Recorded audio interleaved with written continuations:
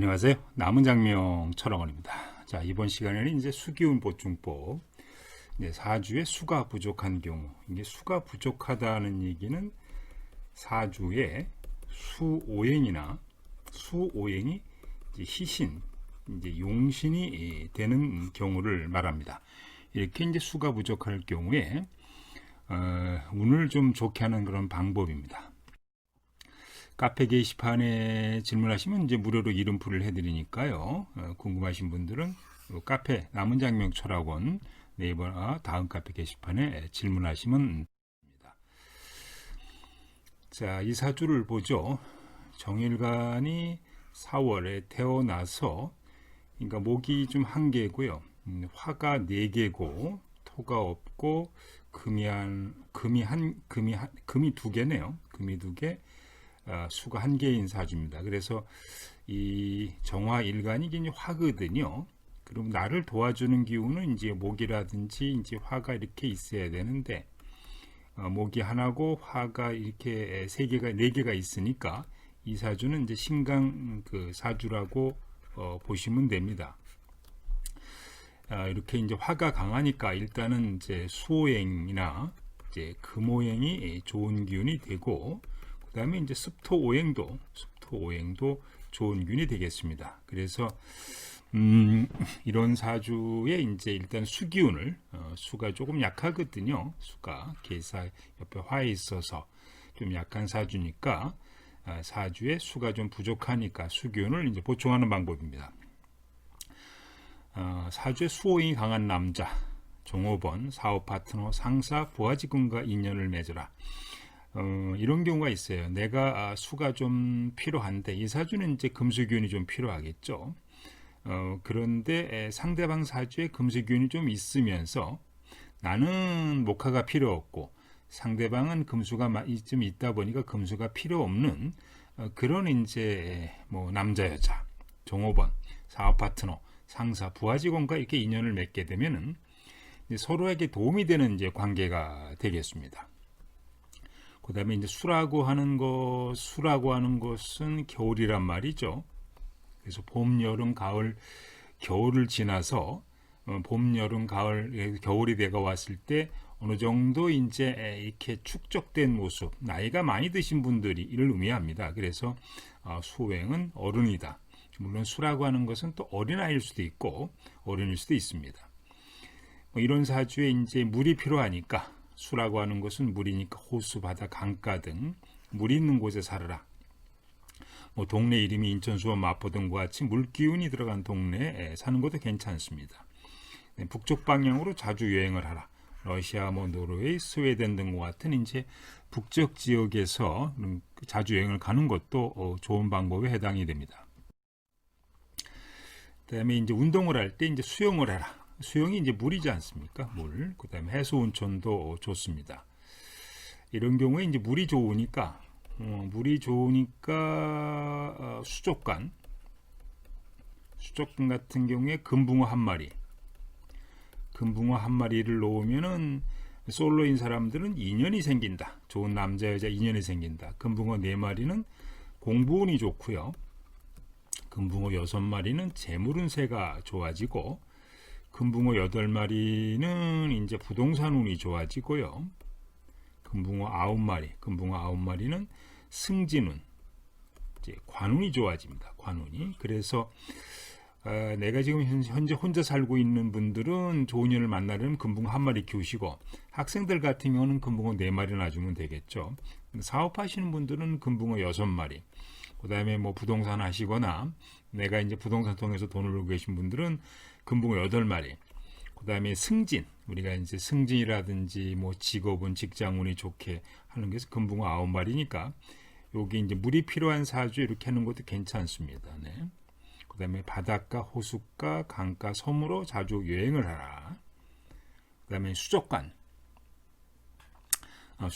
집안에 놓아라. 아까 여기 설명해 드렸어요. 금붕어 1마리, 4마리, 6마리, 8마리, 9마리. 그 다음에 서해나 붓글씨도 좋다. 명상이나 요걸 하는 것도 좋고 독서를 자주 하시면 됩니다. 그 다음에 양로원에 후원하는 것도 좋습니다. 본인의 어떤 건강이나 뭐 이렇게 질병에 이렇게 좀 문제가 있을 때 덕을 베푸는 것이 좋거든요. 덕을 쌓아. 이럴 때 이런 분들이 이제 무리니까 양농 같은데 또 연세가 많이 드신 이런 분한테 후원하는 것도 본인이 건강, 질병을 좋게 하는 그런 방법이라고 이렇게 보시면 되겠습니다. 그 다음에 이제 천일염, 소금이 이제 바다에서 나온 거니까 가글 목욕도 좋고 해수온천도 좋다. 이제 밤 12시 전은 반드시 잠을 자라. 수라고 하는 것은 밤이니까 밤이 본인한테는 보약이거든요. 그래서 이 수균이 좀 필요한 사람들은 12시 전에 잠을 자는 것이 좋습니다. 그 다음에 이제 바다 생선을 즐겨 먹어라. 생선으로도 좋다. 물론 이런 건 있어요. 우리가 보면 이제 뱀띠, 닭띠, 소띠, 뱀띠, 닭띠, 소띠생은 이 생선 회과 천살 음식이에요. 천살 음식. 그래서 뱀띠, 닭띠, 소띠생은 생선회를 이렇게 드시는 것은 운이 나빠집니다. 운이 나빠지기 때문에 다른 띠들은 이제 필요한데, 그러니까 뱀띠, 닭띠, 소띠생들이 가능하면 생선을 먹을 때 익혀서 먹거나, 그 다음에 익혀서 먹거나 이제 튀겨서 먹는 것이 바람직하겠고, 뭐 이제 한 점 두 점 드시는 건 관계 없습니다만 생선회를 아주 자주 많이 즐겨 드시는 것은 뱀띠, 닭띠, 소띠생은 천살 음식에 해당돼 나쁘다 이렇게 보시면 되겠습니다. 차가운 물이 좋다. 물을 자주 먹어라. 행운 숫자는 16이다. 짠내는 음식도 좋다. 지나치게 선물은 좀 금물입니다.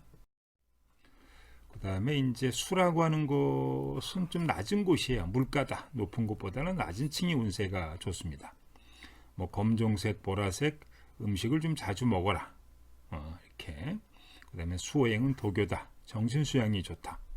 그 다음에 물과 인연인 동물을 키워라. 뭐 금붕어, 뭐 그림상으로 바닥 그림, 호수 그림, 강가 그림, 성 그림 이런 것도 괜찮게 작용한다 이렇게 보시면 되겠습니다. 자, 그럼 운세 좋은 색상 도장 숫자는 이제 뭘까요? 자, 이 사주는 아까도 금오행이나 수오행이나 습토오행이 희신 용신이라 그랬습니다. 신용신. 그런데 원숭이 띠생은 그러니까 이 사주가 수가 용신인데 불구하고 이분이 원숭이 띠생이거든요.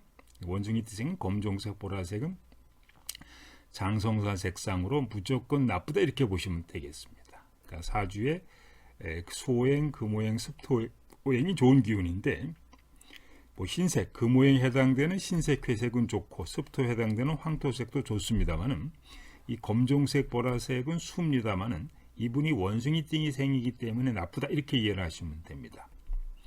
그다음에 도장은 이제 수오행은 물소풀 도장이고요. 그다음에 금오행은 옥도장입니다. 물소풀 도장은 초소체고 옥도장은 각진체가 이렇게 됩니다.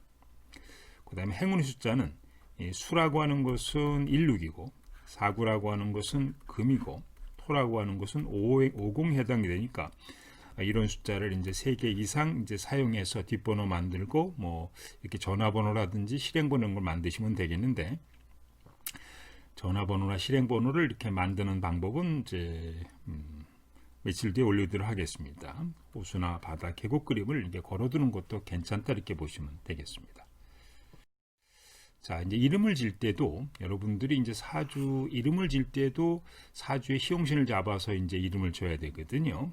사주를 분석해서 사주의 좋은 균을 가진 한자로 이제 장명해야 되는데 이렇게 장명하면은 다시 개명해야 됩니다. 자, 사주를 무시하고 장명한다. 가끔 보면은 그냥 어플 같은데 이렇게 뒤져서 적당히 이름 쓰시는 분들이 있거든요. 그 사주 무시하고 장명하면 다시 개명해야 됩니다. 사주에 없는 오행을 넣어서 장명한다. 사주에 없는 걸 넣으면 안 되죠. 사주의 시신 용신을 찾아야 되는 겁니다. 시신 용신을. 성과 이름이 좌우행이 상생이든 좋고 상극이든 나쁘다. 이것도 잘못된 거예요. 만약에 이 사람 이 켈체자는 목이고요.